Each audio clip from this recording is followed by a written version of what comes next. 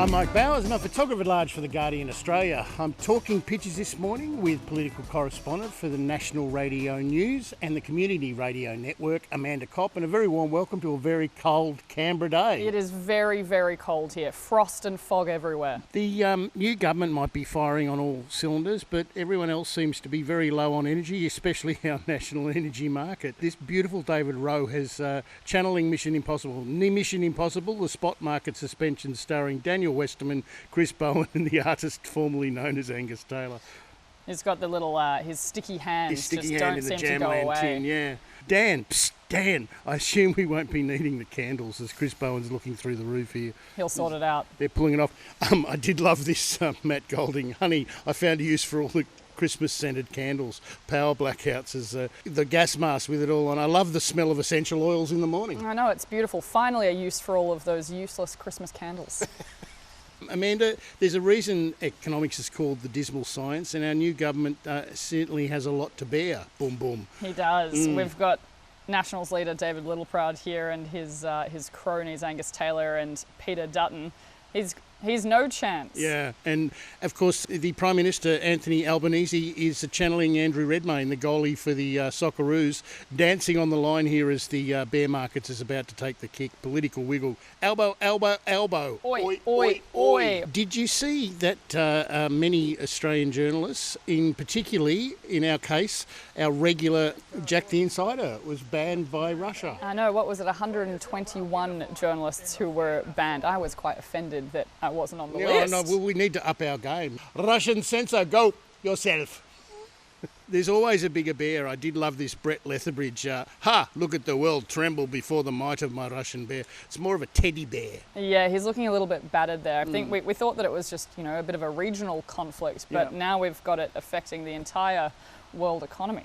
I did love this Harry Bruce. It's the newly selected captain who's tested it under some high bombs and interest rates, inflation, gas price and electricity. You just wouldn't want to drop the $12 lettuce one, would you? And Mr Spooner, Insomniacs, he's got Anthony Albanese, the Prime Minister, in bed counting the bears, which are energy crisis, interest rates, stock market jitters, inflation. Yeah, Albo thought that the last 10 years was bad, being kept up at night about why Labor kept on losing. Yep. And now he's in power and he's got all these ones to deal with. Careful what you wish for. Amanda, not many things are looking up at the moment, except perhaps the minimum wage. That's true, up by 5.2%. All the cartoonists see inflation as a dragon, which is rather handy. It's a handy metaphor, isn't it? A terrifying dragon. Mark Knight's got the workers leaving the factory. I wonder how far our new pay rise will go walking into the teeth of the partially lit dragon here. Polly Farmer from the Hobart Mercury has, at first I was excited to be given a new shield with the $1 pay rise.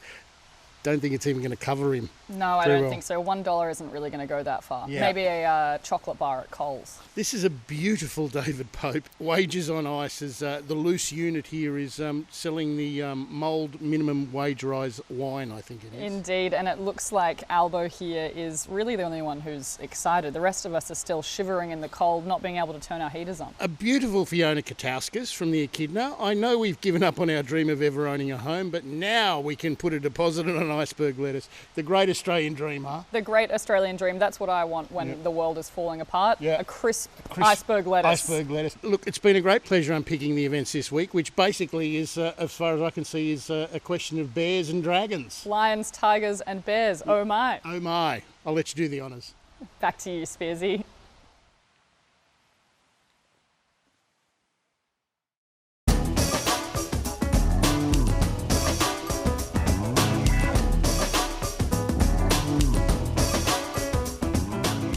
I'm Mike Bowers and I'm photographer at large for The Guardian Australia. I'm talking pictures this morning with political correspondent for Community Radio Network and National Radio News, Amanda Copp, and a very warm welcome, mate. Thank you very much, Mike. What a weird week, right? It has been. Was supposed to be sitting and now we're just here watching the Queen.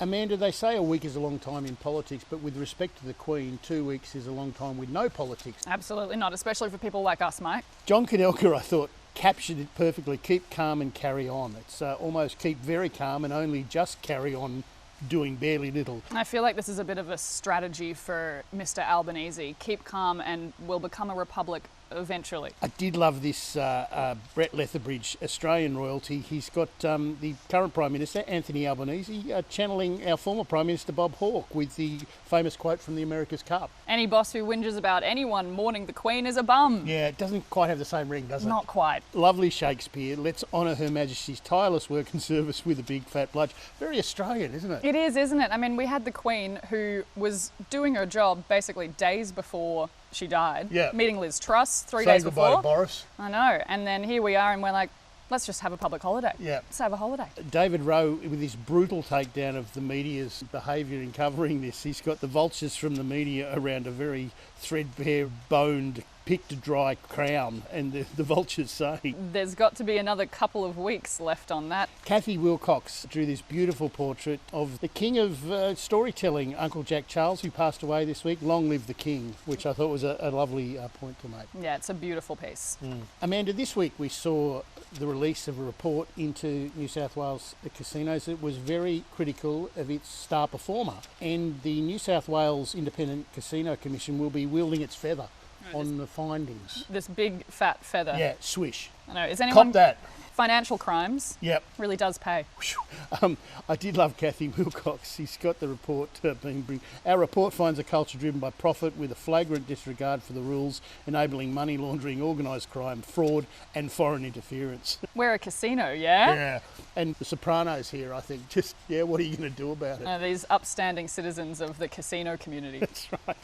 Over in Ukraine, big Vlad Putin is fighting an uphill battle, it seems, and David Rowe has got him caught in the Ukrainian bear trap. Yeah, it's not going very well for him here, is it? And we've got up it here in the corner the question mark replacing the old sickle. The hammer and question mark. What is he trying to achieve? I don't know. I think he's starting to think that himself.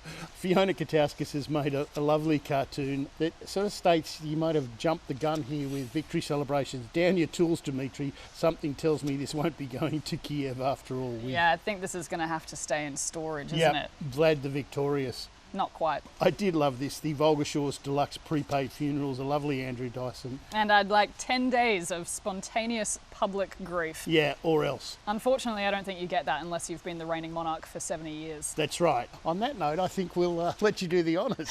Back to you, Spearsy.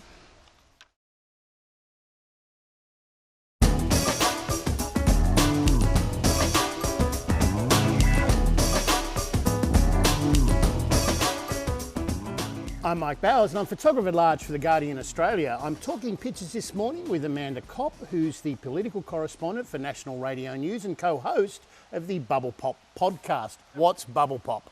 It's a fun new political podcast where we break down exactly what's going on in this crazy building. With Sarah Ison from the West Australian. There's only three things in life that are certain, Amanda: death, taxes, and Joel Fitzgibbon bringing the labour pains. He's had quite a week. Sometimes life does throw you a bit of a curveball though, and that is the coalition building its own gas-fired power plant. And David Rowe's picked up on this. He's got AEMO here who did recently say that gas wasn't required in energy, and they're now dead roadkill. And I think the gaslighting guzzler hubris here has hit them. Solar and wind taking a bit of a back seat. A back seat. Gas guzzlers. Joel, need a lift. We're only going as far as the 1950s. Canberra or bust here. He just wants to get elected again. Kathy Wilcox, poor Joel, he just keeps digging, hoping to find Labor voters in there somewhere as Cole Fitzgibbon's down the pit. He's down here trying to claw back coal voters, but people who are concerned about the climate. Yeah, he was a bit disappointing this week. He normally brings in sort of a book with a trolling type of title on it, and we didn't get one this week. He must have hit every single TV station that morning. Yep, I wouldn't have been surprised to see him talking to a security camera. Johannes Leek, was Labor punished for its contradictory position on coal and gas? Yes and no, we have Richard Marles here saying. Yeah, Richard Marles, the decisive deputy leader of the Labor Party. Yeah, I think he's not really the only one who's confused, though, about Labor's position on coal and climate. Amanda, the government's COVID response has been focused on borders, leaving some to wonder if they're falling down on the jab. And David Rose picked up on this beautifully, the Australian Vaccination League. Yeah, it looks like Scott Morrison's actually hitting the ball away from the vaccination program. Yeah, lovely tattoos. He's got a McDonald's tattoo. Ah, yes, the old McDonald's sledge. I have no idea what that's about. No clue. Not a clue.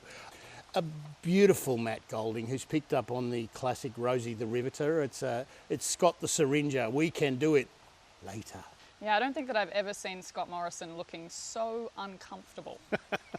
Lovely Mark Knight, who's has got the Melbourne COVID outbreak here looming large. How do we encourage more Australians to get vaccinated? Do we pay them?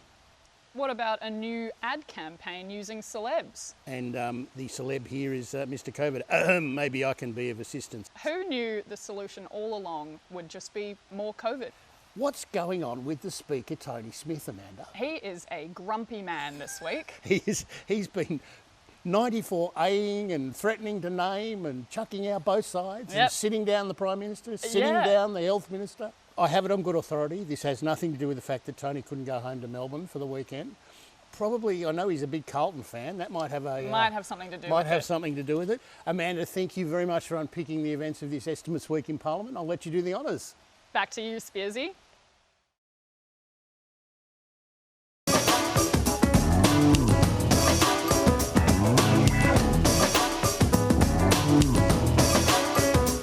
I'm Mike Bowers and I'm photographer at large for The Guardian Australia. I'm talking pictures, which is, by the way, the preferred outlet for political comment from the People's Republic of China, with the one and only Amanda Copp, who works for community radio. Sounds a bit communist to me, community radio. You're not a red, are you? No, communist. I mean community radio. Well, welcome, Comrade Copp. Thank you, Comrade Mike. They say that going on the offence is the best form of defence. But when I say they, I mean Peter Dutton and Scott Morrison. Their attack on the Labor Party and Anthony Albanese had all the subtlety of Mongo coming to town in blazing saddles and punching the horse. I know, he just came into the House of Representatives swinging. Just basically punched the horse. Exactly, right in the face. It certainly made for very lively pictures all week. Do you think a scare campaign that harkens back to sort of the 50s and 60s is going to resonate in this day and age? I think that's where we're going, Mike. Yeah, right.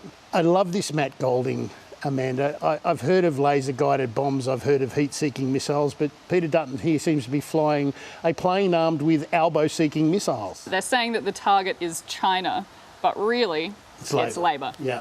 Lovely David Rowe, who's channeling Heart of Darkness here, and Peter Dutton has a definite sort of Colonel Kurtz feel to it with Apocalypse Now. Yeah, he's looking a bit dead there. Cadaverish, isn't he? Notional security, it's called. Joshy. Maurice. Ukraine. Albanese, as they're moving the bits around. And it's always the details with, we've got the Cuba here right next to Cabramatta. Exactly, and China over here in the corner, the real pieces being played. Yeah, Red's under the bed. We've sort of fallen through a time tunnel back to the 50s. It's a McCarthyist type attack. Exactly, we have gone back in time, and you know, the monster under the bed for poor ScoMo here, it's actually just Anthony Albanese. Albo, I can hear him under there. Sure, he's not just in your head? Yeah. I did love this John Shakespeare, who's pulling out the nostalgic song from the 60s, Puff the Magic Dragon, Lived by the ALP. I know, ScoMo here with his ukulele yet again. His Chinese playbook. Beautiful dice, and their baking wedges are us, and more wedges than a golf shop. Peter Dutton's the baker, and Josh Frydenberg and Scott Morrison with pretty floppy looking wedges. I was going to say, he's trying so hard to make those very sharp wedges, but it's not quite as effective as maybe he'd hoped. Yeah. Zali Steggall is still a relative newcomer to politics, but this week she learned a difficult lesson about give and take. Yeah, I think if there's one thing that we can learn from politics, it's that when you get into donations, it's a bit of a slippery slope. Oh, I see what you did there. Very nice. She caught an edge. She did. Lovely Kathy Wilcox. That virtuous independent Steggall got caught out with her dodgy donation. Yeah, at least we didn't pretend to be ethical as he's shredding the federal ICAC bill, and there seems to be a lot of money there. Warren Brown's got Zali skiing down a mountain of coal donations. Coal, really? It wasn't a big mountain, it was sort of little mountain. Little mountains, only $12,000, little mountains that kind of added up to a slightly larger one. Finally, Amanda, they say a week's a long time in politics, but 60 minutes seemed to be a very long time when the ukulele playing was involved. It was a long, painful watch. Somewhere in the Shire. Take me to the April sun in Cuba. Meanwhile, in Cuba. I'm afraid I have bad news. Don't tell me he's coming here in April with that damn ukulele. And I did love this, Matt Golding. Please stop these. Please, for the love of God, stop these. Well, comrade, it's been a great pleasure, and I'll let you do the honours. Back to you, Comrade Spears. Am I allowed to say that? Yeah.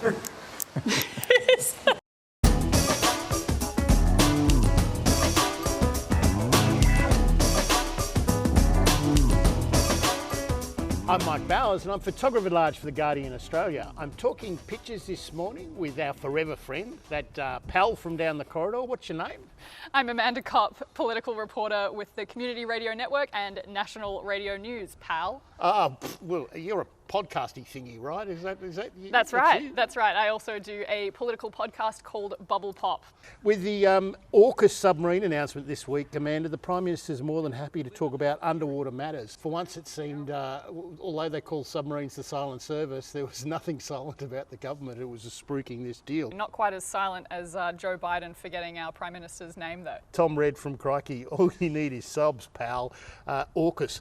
Look, AUKUS is it doesn't roll off the tongue like ANZUS does. No, not quite. I think that it sounds like the other word for killer whales, but with an Australian accent. Matt Golding, the president doesn't hold a name. The PM is going to be travelling to the US soon, and I think there's going to be a lot of questions, primarily, do you know my name, mate? Maybe he needs one of the, hi, I'm Scott, one of those name tags. A little name tag. Lovely Kadelka, moments before the internet. Stop, it's French champagne, as they seem to be launching in 2050 or whatever it is, HMAS shirt front. We're going to have to replace the champagne with something a little bit more Australian, maybe some VB. And some Budweiser. They can pour some Budweiser and some VB over it. That'd be very Aussie. Mark Knight, I just love the way he draws Boris Johnson. I want to thank this fella from down under. Thank you, pal. Psst, psst, it's Scott. Good forever friends, just helping out old mate Biden there with some names. And it's the new AUKUS alliance in action. When one partner gets into strife, another comes to their aid. Thanks, Boris. Thanks, Boris. Thingamy Bob, blind justice took a new meaning this week as Christian Porter seemed to be asking us to have blind trust in his blind trust. We've got here the seeing eye dog who looks very grumpy about being between these two blind things. Yeah, accountability and transparency and being led by the blind trust. The blind trust leading the blind. It's just a beautiful...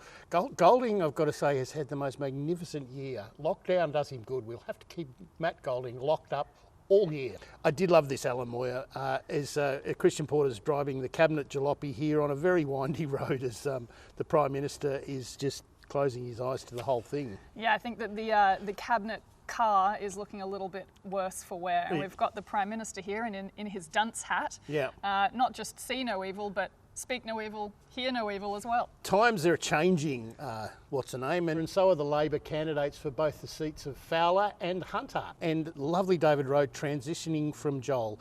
Old King Joel is calling it quits. And look, he's there in the hole, but it's hard to tell whether he's digging Labor out of the hole or into the hole. Lovely, Warren. I know Vietnamese had to flee oppression by boat, but think of the Americans that had to flee Scotland Island by parachute. As down she comes. I don't think Thule's looking too convinced here by Mr Albanese. No, and I don't think the people of Western Sydney are going to be too convinced either. Yeah, it's been a great pleasure unpicking the events of this week, whatever your name is, and I'll let you throw back to what's his name in the studio.